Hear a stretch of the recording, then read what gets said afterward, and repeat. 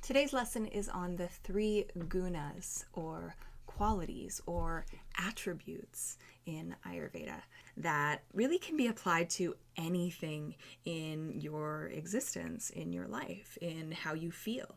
And these three qualities are tamas, rajas, and sattva. So that is what our class today is about, because we as humans have an ability to alter the levels of each of these qualities in our lives in order to bring about more balance and calm in our day.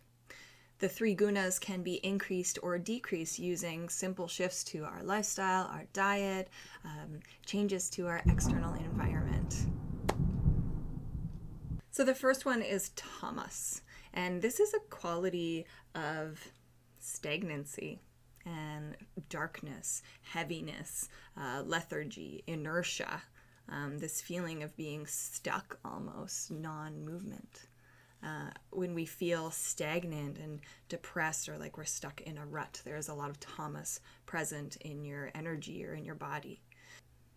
The guna of tamas is predominant in like fatty, greasy foods that make you feel like heavy, like gross, like you overate immediately after eating it. This has tamas.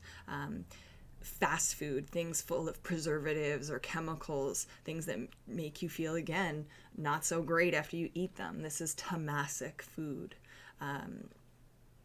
Violent entertainment, or things that give you a feeling of wanting to pull away or go inward or feel frozen. This is tamasic. Factory farmed meat, substance abuse or addiction, things that you find yourself in a cycle of repeating without it necessarily being something that brings you joy or health and well-being. This is engaging in tamasic activities. Now, on the far other end of the spectrum is rajas. If you are living a rajasic lifestyle, then you have this kind of go, go, go mentality. Rajasic emotion, it can be very passionate, and it can be very like forward thinking, and have a lot of motivation behind it, but that can also make it very distracted. It's hard for a very rajasic person to live in the present because we're just kind of thinking forward, and I say we because this is something that I get stuck in. Rajas seeks power and seeks stimulation. You can't just chill. Rajas seeks like instant pleasure, but it often is the pleasure that leads to pain or disharmony, because it's just like the quick fix, the band-aids. It's really the predominant energy in society today. This guna is predominant in things that cause excitement, substances like entertainment and coffee and alcohol and amphetamines and sex, and these like really quick to bring you pleasure, stimulating indulgences. And it is heavily hailing outside my window. I don't know if you can hear that, but whoa, I don't know what's going on. So on one end of the spectrum, we've got tamas. We've got this stuck in a rut, muddy, depressed, heavy feeling, lethargic, laziness, unmotivation, greasy, heavy, dull emotions, foods, feelings. And then on the other end of the spectrum, there's rajas, this fiery, hot, always moving, overthinking, criticizing even. Think of anything that feels aggressive and maybe taking just too much action, burning the candle at both ends, on the edge of overwhelm. We are, so many of us, stuck in this rajasic state. And then in the middle is Satva. There's tamas, rajas, and what we are usually seeking in this life is a sattvic life.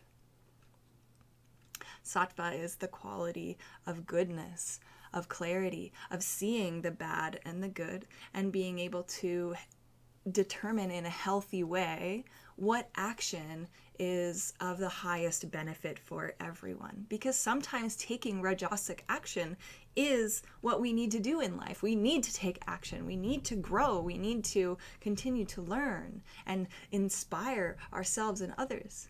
So Rajas is there for a reason. We also need to relax. We need to step out of the chaos and give ourselves room to breathe. We need to take time to reflect and not always be moving forward. We need tamas in our life. And when we can see both ends of the spectrum and more clearly determine for ourselves which is the best direction to go, then we have reached Sattva. Sattva is clarity and truth and love.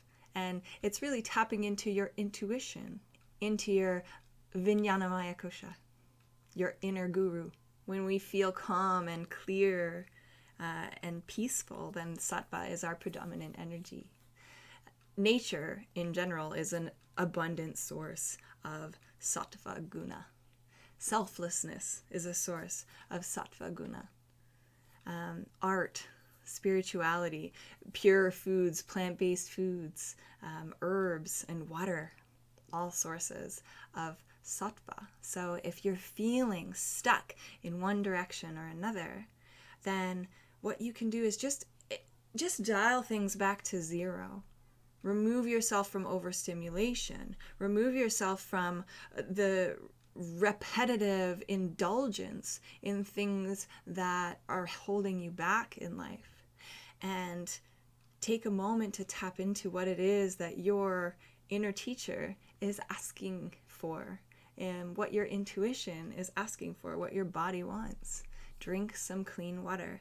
Eat some plants. I teach all of my clients in the Everyday Ayurveda course that when you are feeling out of it or feeling down and out, one of the best things you can do is just take a few handfuls of spinach from a clamshell and eat it. Give your mind a little bit of brain food, a little bit of clarity food, a little bit of sattva. And this brings about clarity. We don't have to let our minds do all of the work. Let your body tell you what it needs. This is the 3 gunas, and be sure to hop into the quiz and find out which guna is predominant in your life and let me know.